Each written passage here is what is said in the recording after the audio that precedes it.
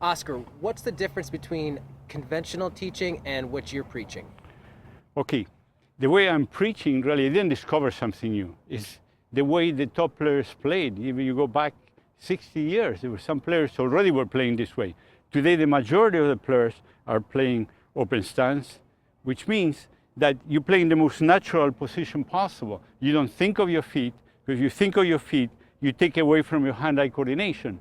So teaching the feet is one of the problems, because it draws the player's attention towards their feet. And that could happen to a pro, and the game can be ruined. So you need to realize that moving in speed on the court is actually losing your balance. You lose your balance, and then the body goes. You don't want to move your feet first. Then you're kind of leaning back. So it'd be equivalent, trying to teach someone exactly how to step. For most people, it'd be equivalent to teaching someone how to run to catch a ball like a football. You wouldn't necessarily think about your feet. You're thinking about catching the ball, and you're just going to get it. Right. So it can really hinder what you're doing with your hands when you're thinking down there. Absolutely. So the first thing to do from a beginner to a pro is don't distract them with the feet. You can create drills, like we had one with a cone moving around like this, that will give you a natural way of moving. But you should not make the player focus on the feet, because otherwise he's also more tense. He's not so relaxed as when he's just not thinking and just moving the way he learned when he was 2 or 3 years old. And that is actually the way the pros play. They're not thinking of the feet, they're thinking of their hand and the ball and where to meet it, to find it, and where they're going to put it. So that is the main difference. I really want to emphasize that.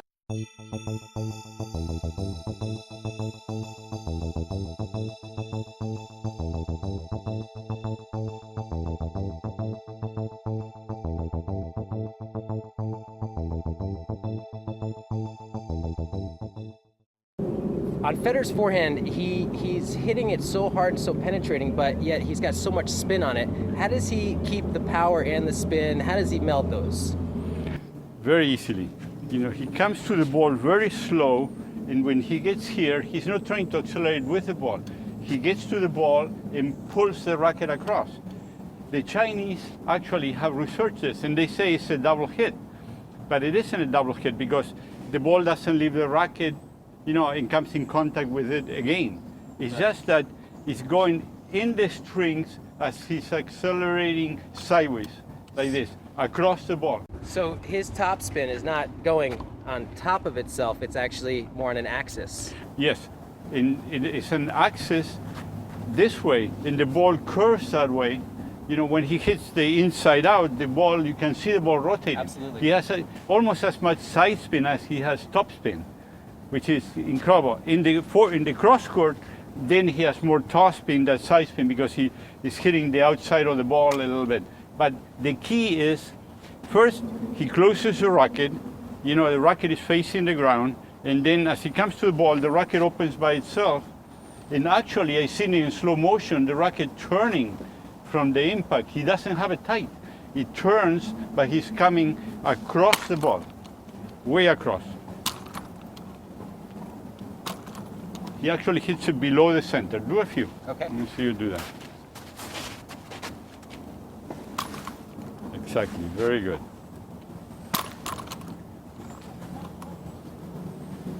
So I'm going to feed you a few balls. Okay. And just crack it, yeah.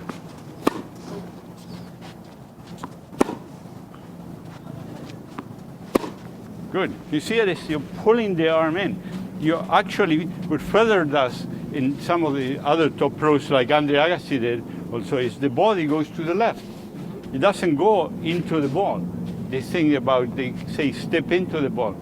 They actually go across and pull this way, and you can see if you're filming from behind that their body has moved, a couple of feet to the left.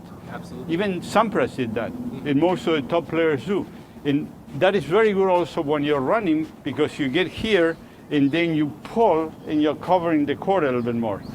Now, what about Nadal, who they tend to say he falls off the shot a lot, where he's coming, kind of like that, but a little more backwards even. Is that wrong?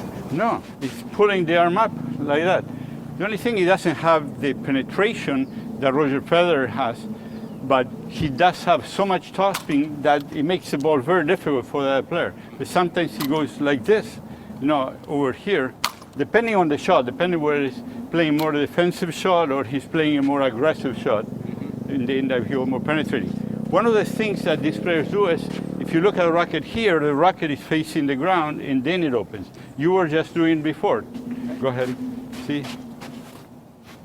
That's it. See, the racket closes back here and then opens by itself, which is great because as the racket is coming into the contact, the players hit below the center. They don't hit in the center, they hit way below, and then as it comes into contact, this side is coming in contact, so it gives you more power.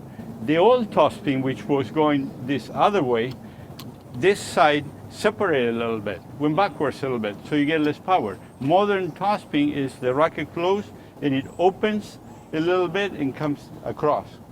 But the key is coming across. This is why I compare tennis with martial arts.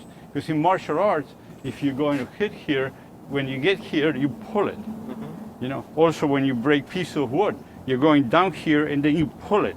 Pulling versus pushing. Trying to go through. Right. Yeah, the guys don't go through to break the wood or the bricks. They get there and then they pull it towards them very hard. But the change of direction is the acceleration. Right. Because there was no acceleration this way. And here the same. All the acceleration as you're going towards the ball, although a lot of the top players, especially Federer, go slow to the ball, but all the acceleration occurs sideways, across like this.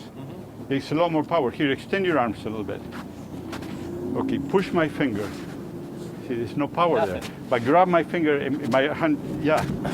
Here is where the power is, right here in the biceps, the triceps. It connects your body, to the impact, and you get a lot more speed on the ball. That's why you see some extremities of players hitting a ball and maybe even ending up like this. Absolutely. That's the key. Yep.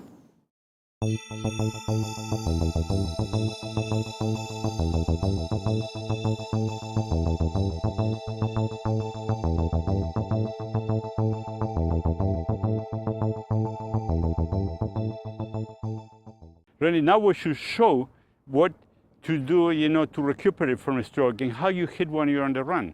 Okay. Yeah, unless you're on the run and you have to continue running, you try to finish the shot anyway. But this is the way. I do it with this cone. This is what I taught in Spain and was so successful. You put this cone, you make people run, hit and turn, and actually they stop on the outside foot and they pull it back in. See? So let me do a few from here and then I'm going to feed you balls from right there. Now you're going to turn around the cone and just come over here and just hit up.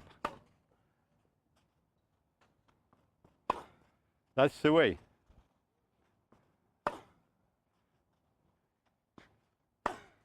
So people should notice how you're stopping on this foot and coming across like this to aid your arm.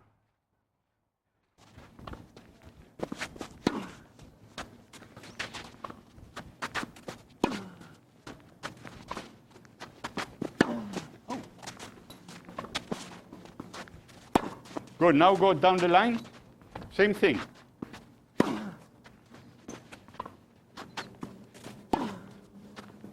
Really pull across.